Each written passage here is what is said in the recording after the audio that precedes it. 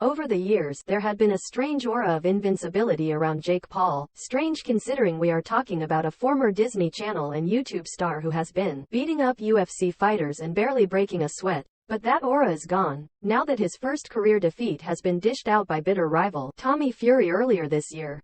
For a while now Paul's critics have been watching his progress, waiting for him to slip up and arguing that once he is beaten, the interest in his journey as a boxer will start to shrivel up.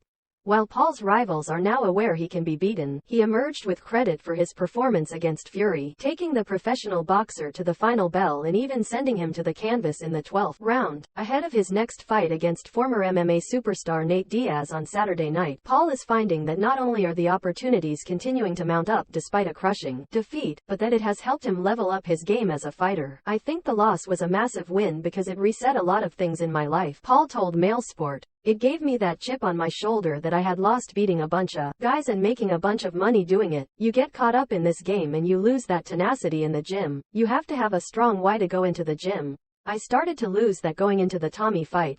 I wasn't as hungry or motivated. It was such a blessing in disguise. I asked Paul if there was anything he would change from that night in Saudi Arabia on February 26, whereafter he claimed a number of factors had disrupted his rhythm and preparation, including jet lag, injuries, illness and weak legs. But he insists needed to lose and is in fact grateful to Fury for beating him. I wouldn't. I'm glad I'm lost, he added. I needed it for so many reasons. I have thanked Tommy in my meditations for beating me. I owe him because this is what's better for me in the universal plan. I think losing put me on a track to being more successful longer term, as opposed to me beating him that night. I'm very happy with where I am in life and the changes I've made. They made me a better person and fighter. I've learned so much about myself and what I'm capable of. It's almost a relief. There's a ton of pressure going into these fights when you're undefeated. I know what it feels like to lose now and it wasn't bad. There were some tough moments initially, but they made me more confident in myself going forward. Fury has since signed on to face another of Paul's rivals in KSI later this year, with the American hoping to face the winner. He is particularly craving a rematch with Fury, revealing there are talks behind the scenes to make it happen, as he aims to right the wrongs of the first fight. I know I will beat him, and for me it's not even about beating him, it's about finishing him, he adds. To leave no doubt, to show people that he caught me at the best possible time for him, but it was my worst possible night and timing in my life. When we meet again, I'm going to stop him and that will show people that what happened that night was a fluke. I think I didn't perform well. Tommy had a good fight but it was me that didn't step up to the plate. I didn't perform to the best of my ability. I lost the fight and I wasn't in my best state as a fighter. It wasn't like he was any tougher than Anderson Silva. I just didn't live up to my expectations that night. I have now brought in this new team all across the board which has made me exponentially better and a different fighter and it's made the sport super fun, more fun than I've ever had before. It's been an amazing journey since the loss. For now, all the focus is on continuing his progress against Diaz, who has never fought in professional boxing before, and Paul will be the heavy favorite to secure victory, but some fans and doubters have been quick to rubbish this contest as a sham, having watched footage of his opponent on the pads and left being unimpressed.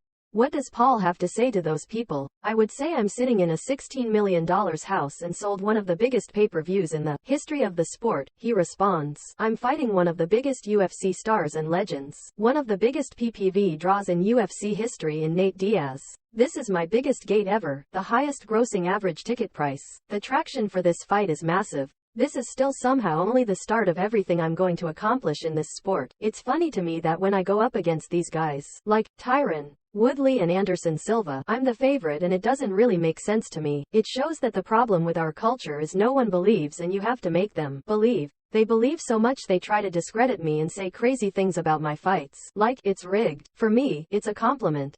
They went from thinking I couldn't even beat NBA star Nate Robinson to not even being able to believe what they're watching, so they come up with any excuse they can. Fans have also been left shocked by news that Diaz was set to compete in 2 triathlons just weeks before the fight, leading to doubts over what kind of condition he will arrive in. But nonetheless, Paul is expecting a real battle inside the ring. It's going to be a really tough fight, he insists. The guy has never been stopped before, he's a dog. He has a supreme striking ability. He stopped Conor McGregor. Critics don't know anything about the sport. They don't know how good Nate Diaz is and why he's gotten so far. Coming off a massive W in the UFC, he's on a roll and has been boxing since before I was even on Disney Channel. He's been doing this longer than I have and has tons of experience. These crossover fights have become part and parcel of the sport and something we're seeing constantly now. Even Tyson Fury, the brother of his rival Tommy, has taken a leaf out of the former YouTuber's book by securing a lucrative bout with a former UFC star in Francis Ngannou. The two are set to clash in Saudi Arabia in October, finally giving the Cameroonian a massive paycheck he has been chasing for years in the UFC, with Paul among the names campaigning for MMA stars to receive bigger fight purses. Fury vs Ngannou has split the boxing fanbase, especially given that the WBC world champion has avoided an undisputed fight with Oleksandr Usyk in the process, but Paul believes it is a good thing for boxing. I think it's amazing for boxing, he said. It's amazing for the fighters to show Francis Ngannou can leave the UFC and make the big fights and paydays he deserves and be in control of his own destiny. For that reason it's such an amazing thing. You can never count out a heavyweight who has the strongest punch in the world. That's Francis Ngannou. You've seen Deontay Wilder put Fury on the canvas, so you never know. That for me is why this is so fun to watch. It's two of the baddest men in the planet in Saudi. It's going to be a spectacle and I hope more MMA fighters take a page out of Francis's book and start to be in control and make the big paydays they deserve. What about Paul? Will he continue to fight UFC stars where the rewards are big, but the reaction from fans is not necessarily so positive? Or will he opt to fight more pro boxers now he's had a taste with Tommy Fury? That's down the roadmap, fighting pro boxers. But then you start throwing these names in like KSI, rematching Tommy, he continues. I'm just going to fight when it makes sense with names that it makes sense to fight for me. Continue to get in the gym and continue to challenge myself, stepping up each time with the level of opposition, and I'm not going to stop that anytime soon.